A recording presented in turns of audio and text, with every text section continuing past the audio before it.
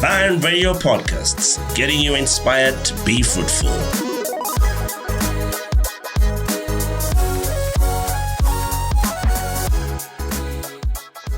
Right, ladies and gentlemen, welcome back to our segment. Today, I am on set talking about the 3 stupid mistakes that winners make and 5 secrets that keep winners on top. My name is Richard Mwebesa. I'm the author, I'm award-winning author of the book Out of the Crowd and Inspired by 40. I'm a life coach, inspirational public speaker, a poet, and also a marketer and consultant. I'm so privileged to be part of you today, and we're going to unpack the stories. I'll start by giving you some detail and background facts about what we're sharing today. The 3 stupid mistakes that winners make. Number 1, winners assume that yesterday's formulas shall continue to work today and tomorrow. And guess what? This is a paradox, that is a mystery, that they believe whatever they did yesterday will keep them in the game. We've seen a number of people who have done the same things and failed because they did not see the environment and did not change with the environment. I will not give examples here, but the number of reasons that we can look at and see as we go. 2 is complacency is the cousin of procrastination and the brother of indifference. Allow me quote Benjamin Mays. He said, "The tragedy of life is not found in failure, but complacency. Not in you doing too much, but doing too little. Not in you living above your means, but below your capacity. It's not failure, but aiming too low.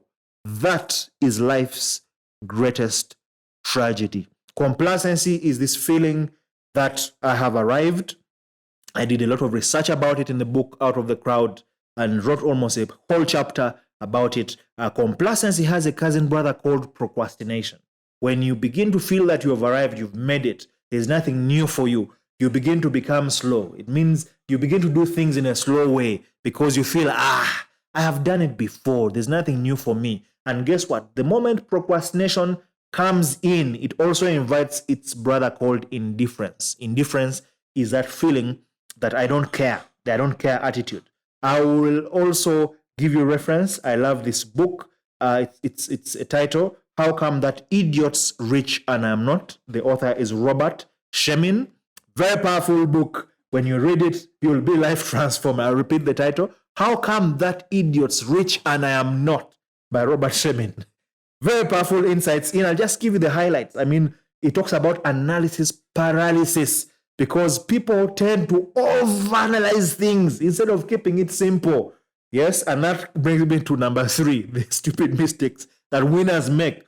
Past success presents analysis paralysis. And analysis paralysis is the doubt catalyst. Because the moment you overanalyze things, you begin to see mistakes and flaws in it. So you begin to say, I can't do this. I should do that. I should do the other. So the doubt catalyst. So in his book, How Come That Idiots Rich and I'm Not? Robert Shemin unpacks conventional wisdom and says, keep it simple. Do it in a simple way. Don't overthink. Don't overanalyze things. Because at the end of the day, you're going to end up failing. He gives a story, a very interesting story, and he talks about a question that was asked to different people, different experts, and they were asked and said, okay, how can we cross a river that has crocodiles in it?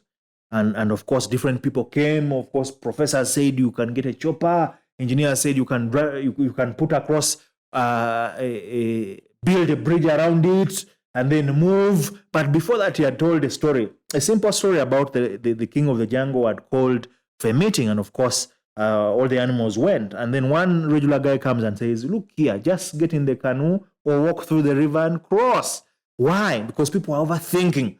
The main reason is the king of the jungle had already called the animals. And even the crocodiles left to go for the meeting. So there were no crocodiles in there. So why build a bridge? Why get a chopper? Yet you can just cross the river. I mean, Nike, Those of you know the sports company says, just do it. Their tagline, just do it. Don't overanalyze things. Just go for it. Don't overthink. Just go for it and do it. Just go and do it. Yes, otherwise, when you begin to overanalyze things, you begin to get confused. And you tell yourself too many reasons why you should not do it. So those are the mistakes, the 3 mistakes that the winners do. However, the good news is that there are 5 secrets that they use. I'll quote John Quincy Adams, 6th president of the US, between 1825 and 1829. He said, and I quote, "If your actions inspire others to dream more, learn more, do more, and become more, you are a leader." So this is about leadership. And leadership is not just about you having a team following you. It's about taking your drive and being able to deliver greatness to yourself, but also the people around you. So I've constructed it into the A, B, C, and D's. So the A stands for ability. Ability. Every successful person has a secret of ability. I'll tell you the story of Franklin Delano Roosevelt. Was the president of the US in the 1920s after the Great Depression, actually during the Great Depression time, after the First World War. He came in at a time that the economy of the US had gone down. Of course, jobs had been lost. There was a Great Depression. I mean, there was no business.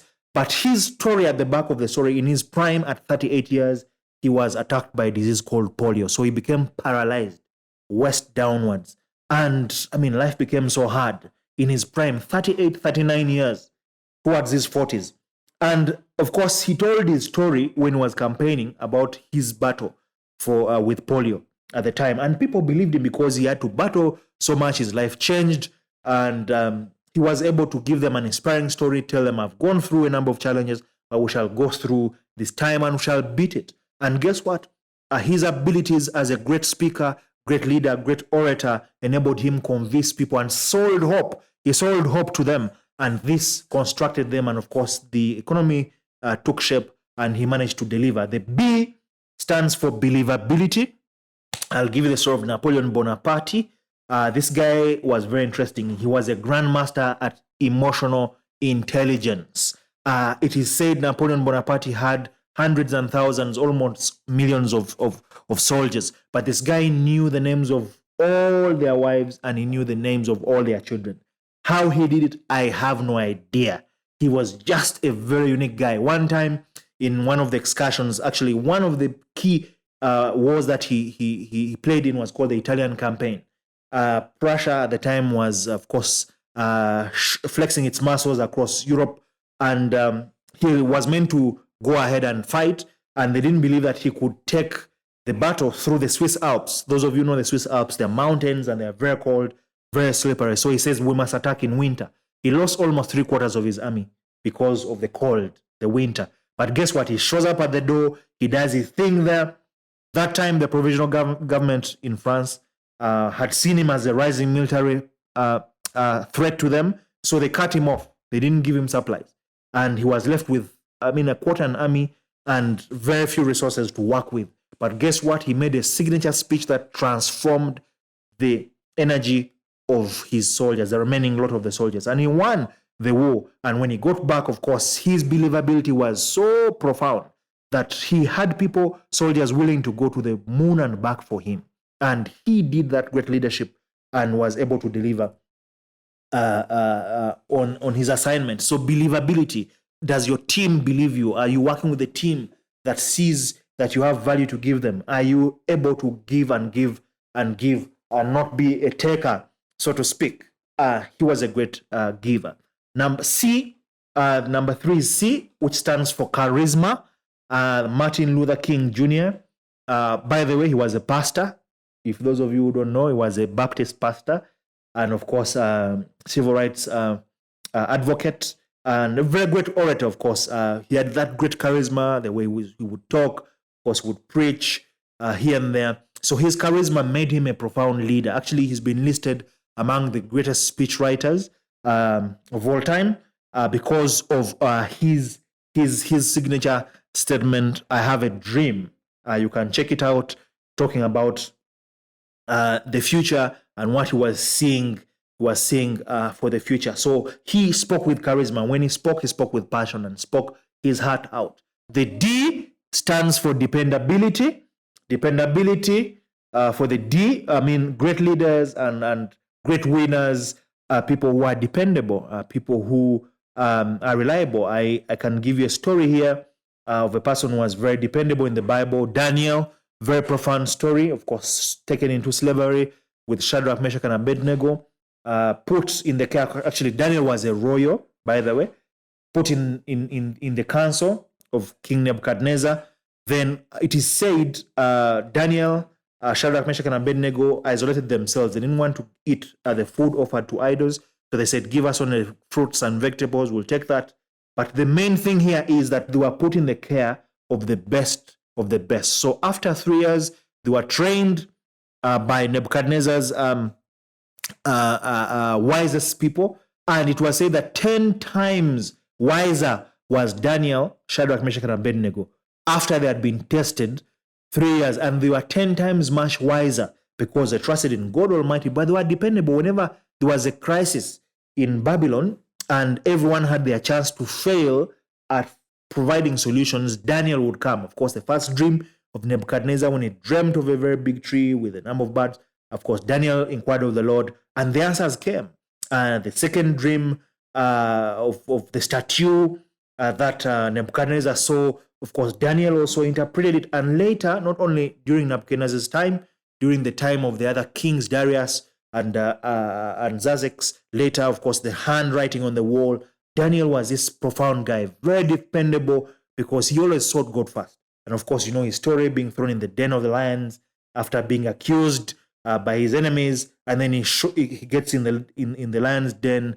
And I mean, lions don't eat lions. The Lion of Judah was in him when he's thrown in the den of lions. The lions actually just slept because they saw the Lion of Judah in him. So he was a very dependable guy. Then the E stands for exposure. Allow me to give you a bit of philosophy. Talk about Socrates. Socrates in his time, very profound guy. Kings, emperors, leaders would stand up for him because they would say this guy would speak sense. And when he spoke, people would say, wow, wow. He was a great, profound philosopher. But one thing that distinguished him, now, as much as he was a philosopher, of course, it is also said Jesus Christ was a philosopher. Yes, he's the Savior, he's the Messiah. He was as well. I'm not comparing him to Jesus Christ. No, Jesus Christ is in his own league altogether as a Messiah. But Socrates had some key qualities. Number one, he was able to identify problems in his time. He was able to frame these problems and was able to find solutions for them. One time, the Delphi oracle said, Socrates, you're the wisest man that lives in our time. And said, no, I am not. The other people who are wise, probably the other philosophers, better than I am. But one thing that distinguished him was he had an open mind. He did not always think he knew. He always had something new to learn and was an open-minded person. Remember, able to identify problems, frame them, and find solutions. So when he spoke, he was always that profound person. Then I'll give you a bonus story about one and only here, our Ugandan-born bred Moses Golola. Yes, Moses Golola is a very enterprising person. I like him because when the guy goes and talks, man, you'll be so shocked. I mean, I like his narrative. He'll go and rant words like, I am the only one who has ever climbed an MTN line. You know his rhetoric, eh? He runs and revs away. This guy is passionate. He's passionate. So the P, I'm adding one bonus there, which is the P. This guy is very passionate about what he does. Moses Golola. When he goes in the ring, he will talk and talk and talk. And everyone will say, wow, where has this guy been? I mean, he has his signature lines. His signature lines that when I remember them and hear him talk, I'm like, this guy it's as if he's going to win the match. He's almost as big as the what kickboxing game in Uganda. On a serious note, but you know his signature lines, never temper with a hot temper. I'm the only man who can tear off Facebook pages. When mosquitoes bite me, they get sick of malaria. When a car knocks me, it gets injured. I jogged home leaving my mother in the hospital after giving birth to me. Man, this guy, I make up at the heels tremble with fear. The day I saw Moses Golola on TV, I got scared. Even Moses Golola is afraid of Moses Golola. So, I mean, this guy runs and revs with passion. So when you're going to deliver what you do, deliver it with passion. Why? Because passion will give you, I say, and I quote myself in the book Out of the Crowd, chapter 2 is about being driven by passion. And I say, the energy and drive that keeps one going, filled with purpose, excitement, and happiness without tiring, is called passion. Passion is like a fire that is burning in the belly. It's an urge, a thirst and hunger that seeks fulfillment. It draws out people towards particular goals. So Moses Golola delivers passion. When you deliver passion, you are always going to be assured of greatness. I quote again about a number of people, because passion provides meaning in life and offers life fulfillment. Passion is like the speeding train that keeps going to reach a particular destination. Ladies and gentlemen, thank you so much for your time, because we have gone through a number of tools. I'll leave you, being a poet, I cannot fail to quote some of the best in that space. William Shakespeare says, "This above all, thine own self be true, and it must follow as the night the day. Thou canst not then be false to any man." Of course, speaking in his medieval English, but all he's saying that be so authentic, like the night and day. You can never mistake the night for day, and you can never mistake the day for night. So be authentic. And I also love Thomas Edison.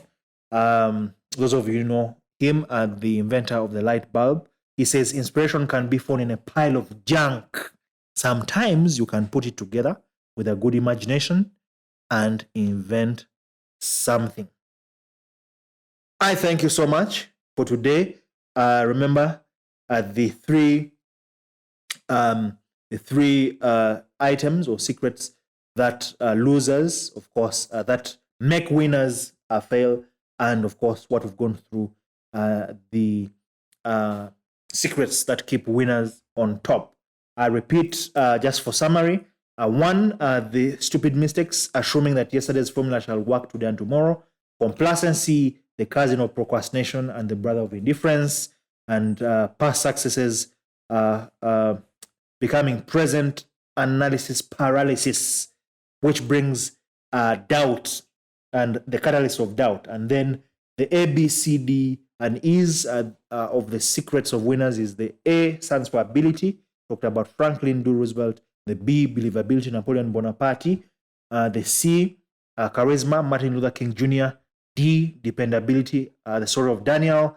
Then E, exporter, talking about Socrates. And of course, giving you one bonus for our own one and only Moses Golola, the one and only. So thank you so much. Until next time, I am Richard Mwebesa, the author of Out of the Crowd, Inspired by 40, and one upcoming anthology of poems called Thistle of the Nile.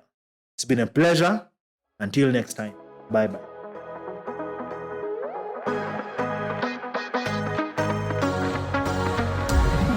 Thank you for listening to Vine Radio Podcast. Hope you're inspired. Now get out there and be fruitful.